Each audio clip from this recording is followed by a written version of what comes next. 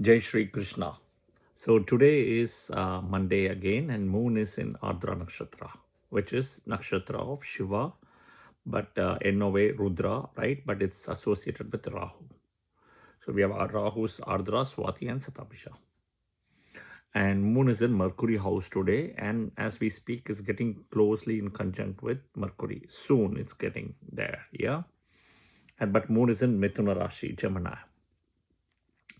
So today I'm going to be talking about very interesting topic about the transits from the moon and which are the houses results you will achieve and good results when certain planets including moon transits from the natal moon. Okay, including. All right. Please watch. I'll also publish a video soon on MKS, Marana Karakasthana, etc.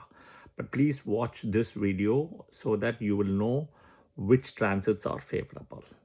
There is also something called Veda. I've spoken about Veda. Veda is a block. The simple example I will tell you, in your house, you are living with your parents, let's say, and you want to go to an excursion or you want to go to a movie with your friends. Okay? Your mother is okay with saying go, but your father is blocking you and saying no, you have to study because next week is exam, you cannot go to the movie, and hence he's blocking you from going to a movie with your friends. This is exactly Veda. Your mother is allowing, you want to go, your friends are calling, but you're not able to go because of your father, right? That's a block. So the same thing, Veda is seen when a certain planet which is supposed to give you good results in sitting in a good house in transit from the moon is not able to give the result because somebody else is blocking it. Yeah, this is the principle of Veda. So I will tell you which each planet, which are the good results from the moon, and then the Veda thing. You also have to see Ashtaka Varga. Very important Ashtaka Varga, which is the score of 337, to see in that Rashi, right? Whichever is the Rashi, right? How much is the result given by that planet? 1 points, right? And second important is which planet in your natal chart is aspecting that particular Rashi other than Ashtaka Varga. Always benefic planets aspecting that Rashi is good. I'm just giving an example. Saturn is in Revati Nakshatra. Let's say you are a moon in Libra, and let's say Saturn has come to the 6th house. Saturn in the 6th is very good, right, in transit. But that means from the natal moon, there should not be any planet in the 9th, right? So now Venus was sitting there, now moon is sitting, and then Venus was sitting before, sorry, now moon is sitting, but Mercury is also sitting as we speak, right? And as we speak, right? And also you will see that sun has just moved to the 9th from the moon, right? Which is because you're a Libra moon, which means now because sun has to exit in 30 days, then moon will leave out, Mercury will also leave out soon. So sun, moon, Mercury are all sitting here. So because of this problem only, the Saturn in the 6th won't give result, number one. Second is you have to see how much Ashtaka Varga points Saturn is giving in Revati in your birth chart. Revati, not Revati, my mistake, in Pisces Rashi, in your birth chart. Second. Third is which benefic planets are aspecting Pisces. Suppose Jupiter you have in your birth chart in Cancer, which will aspect Pisces. Excellent. Right, excellent. Next, suppose you have Venus or Moon sitting in, not Moon, Venus or Mercury sitting in Virgo aspecting the Saturn, right? Venus and Virgo sitting in your D1 chart, but aspecting the transit Saturn, that Rashi, right? Excellent. Or the next one, in transit, Jupiter is aspecting from Cancer this transit Saturn. Excellent. Those kind of benefic things also you have to see. All right. I hope this was helpful. So we'll start. Sun. But before we start, transit planet, each planet you always count from natal moon. Natal moon. Okay, whichever Rashi your moon is in your birth chart. Okay, not Lagna, not any other point. Okay, we'll start Sun. Sun will be 3, 6, 10, 11 from the natal moon. 3, 6, 10, 11. Which means if you are Libra moon, whenever Sun comes to Sagittarius in transit, Sun in Pisces in transit, Sun in Cancer in transit, Sun in Leo in transit, Sun will technically give you good results, supposed to. Then there is Veda, there is Rashi aspect, everything what I have told in the birth chart, transit, etc. All right. Now the Veda we will look at. So the 3, 6, 10, 11 for suns in transit to give good results from your natal moon. Third house means ninth house, there should not be any planet. Sixth house means 12th house should not be any planet. The 10th house means 4th house should not be any planet. The 11th house means 5th house should not be any planet. In a way, if you see, right, the math is exactly opposite, the opposite energy. Okay, that is called the Veda here in this particular case for sun. Okay, transit sun from the natal moon. Okay, next is transit moon. So when your moon is born in Libra in your birth chart, the moon will keep on going in transit, right? When will that moon give you good results? The moon will give you good results when it comes to your natal moon. First house, third house, then sixth house, then seventh house, then 10th house, then 11th house. So 1, 3, 6, 7, 10, 11 from the natal moon. Now we'll see the block. For the first house, the 5th is the block. For the third house, 9th is the block. For the 6th house, 12th is the block. For the 7th house, 2nd is the block. For the 10th house, 4th is the block. And for the 11th house, 8 is the block. So 11th house 8 block means there should not be any planets in the 8th from the natal moon when this transit moon is in the 11th. That is the answer. Okay. See, this can be a little complicated and confusing. You may want to understand it, take your notes. You have to do some prep work. Okay. It is easy to ask timestamp. Is it easy to say anything and everything people want? I'm trying to do the best I can with my limited time of my regular work. I don't work full time in the astrology industry, right? My full time is in fashion. I'm trying to share the information, what I know I have learned over the years from my guru. Okay. And it has took me a long time for me to come into the open as well. Except I came first time in Clubhouse 5 years ago, right? Or 2020, 2021. And I don't have any social media accounts. If you want to find me in Instagram, Facebook, or Twitter, I don't have any accounts. You cannot find me. Okay. And this is the channel I've come based on several people who have asked me the feedback in the last 5 or 6 years. So I've eventually come to YouTube other than Clubhouse. Yeah. Clubhouse also happened because of COVID in a way. All right. So please be cognizant. At the same time, if you want to share this video in Facebook, Instagram, and Twitter, or any of the information from the channel, please do that. I leave it up to you. I want this news, of course, to reach out to the right people who wants to learn Hinduism and people who wants to know what is Hinduism. Yeah? Okay. Next is Mars. Mars will do only good in 3 houses in transit from the natal moon. 3rd house, 6th house, and 11th house. These are Upachaya houses.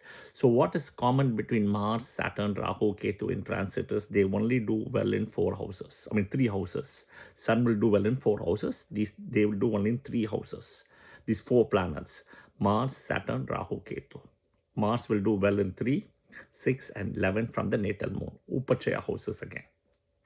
So the transit Mars from the natal moon when it's in the 3rd, there should not be any planet in the 12th.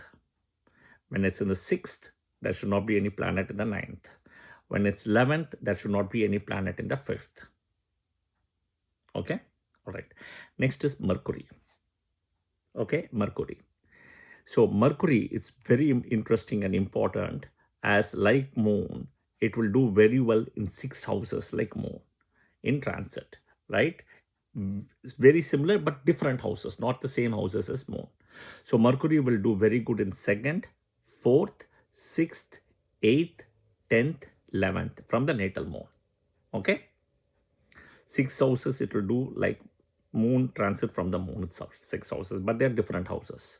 So 2, 4, 6, 8, 10, 11. Second house, right? There should not be any planet in the fifth. Fourth house, there should not be any planet in the third. Sixth house, there should not be any planet in the ninth. Eighth house, there should not be any planet in the first. 10th house, there should not be any planet in the eighth. 11th house, there should not be any planet in the 12th. Any planet. Yeah? Okay. Next is Jupiter. So Jupiter, interestingly, will do only good in 5 houses from the natal moon. Natal moon. The transit Jupiter. It will be second house, fifth house, seventh house, ninth house, 11th house. 2, 5, 7, 9, 11. Okay, second house. So if Jupiter is sitting in transit in the second, there should not be any planet in the 12th from the natal moon. In the fifth, there should not be any planet in the fourth. In the seventh, there should not be any planet in the third. In the ninth, it should not be any planet in the 10th. And the last one is 11th, there should not be any planet in the 8th. Okay, so let's take an example. Moon, for a Scorpio moon Rashi, natal moon. Jupiter is currently sitting in the 9th house in transit, right? For a natal moon of Scorpio, because Jupiter is in Cancer. Okay, the rule says is, in order for Jupiter sitting in the 9th house for a Scorpio moon, there should not be any planet in the 10th from the natal moon. What is 10th? Leo. There should not be any planet in Leo. Who is sitting in Leo? Ketu. So Ketu will be blocking. So until December, there is a block. But by the time October, it will also move to Leo, right? So it's a little bit, they may not see the best results for now, but it will come back again. Then it will give you. Yeah, do remember that, especially for Scorpio moon as an example. Okay, next, Venus. Very important because it's the only planet which will give results very good 9 houses from the transit moon. 9 houses, interestingly, right? No other planet gives it. Even moon and Mercury gives 6 and Jupiter gives 5 houses only. Okay, Venus will give 9.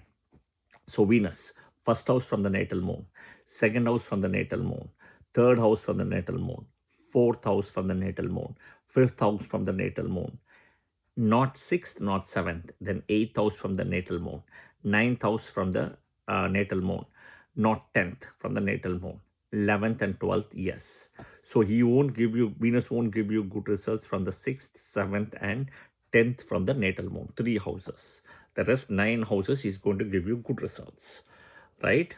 This is very important, right? Venus is also seen for marriage prashna, which I have already published a video. Okay, Venus. When it has to give results good in the first house from the natal moon, 8th house, there should not be any planet from the natal moon. Second, 7th, no planet. Third, first, no planet. Fourth, 10th, no planet. Fifth, 9th, there should not be any planet. 8th, there should not be any planet on 5. 9, no planet in 11th. 11th, no planet in 6th. And the last is 12th, no planet in the 3rd. Okay? All right, but it gives results in 9 houses. Okay.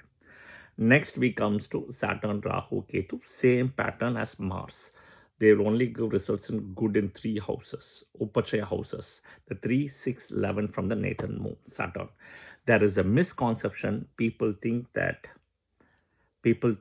Saturn will give good results in the 10th house from the natal moon because it's Upachaya. No. The 10th house is a natural karma house of Saturn, which is also a malefic and a movable sign plus a karma house, right? The 3, 6, 11 becomes very important in a way. Okay, all right. So Saturn, if it has to give good results in the 3rd house from the natal moon, there should not be any planet in the 9th. Okay, Saturn, if it has to give good results in the 6th house from the natal moon, right? My mistake. I don't know why I said 9th. My mistake. Sorry, I'll start again. Saturn does very well good in 3 houses, 3, 6 and 11. 3 houses like Mars and Rahu Ketu. So if Saturn has to give good results in the 3rd house from the natal moon, there should not be any planet in 12th to the natal moon. 12th to the natal moon, which means, let's say Makara Rashi people, Saturn is in the 3rd house from the natal moon. The Sagittarius, the 12th through the natal moon of Makara is Sagittarius. There should not be any planet transiting in Sagittarius at the time if it has to give you good results, right? Of course, Ashtaka all the other terms and conditions apply as I said earlier. Saturn, if it has to give good results in the 6th from the natal moon, right? 9th house, there should not be any planet. 11th from the natal moon, fifth house should not be any planet. Okay, same thing is with Rahu, same thing is with Ketu. Rahu 3rd house from the natal moon, 12th from natal moon, no planet. 6th from natal moon, 9th, no planet should be there. 11th from the natal moon, 5th, no planet. Ketu. Okay, Ketu. 3rd from the natal moon, there should not be any planet in the 12th house. 6th from the natal moon, there should not be any planet in the 9th house. And the last is 11th from the natal moon. There should not be any planet in the 11th house. Okay, 5th house. So 3rd house, no planet in the 12th. 6th house, no planet in the 9th. And 11th house, no planet in the 5th house. Same thing, 3, 6, 11. Yeah. So the Veda becomes very important, guys. This is different from Veda Nakshatra. This is different. Yeah, that is different. But Veda means block. Understand it. I hope this video was helpful and I'll see you guys soon in another video. All right. Please share your comments and feedback as well. Right. And you can apply the rules what I'm giving. If you want to learn full-time Vedic astrology, I do teach classes offline. But I also teach free classes in Zoom every week, Wednesday, 7:20 p.m. Central Time, Clubhouse. I also do sometime in Zoom, so I can keep you guys posted. Yeah. Jai Shri Krishna. Thank you and have a good day.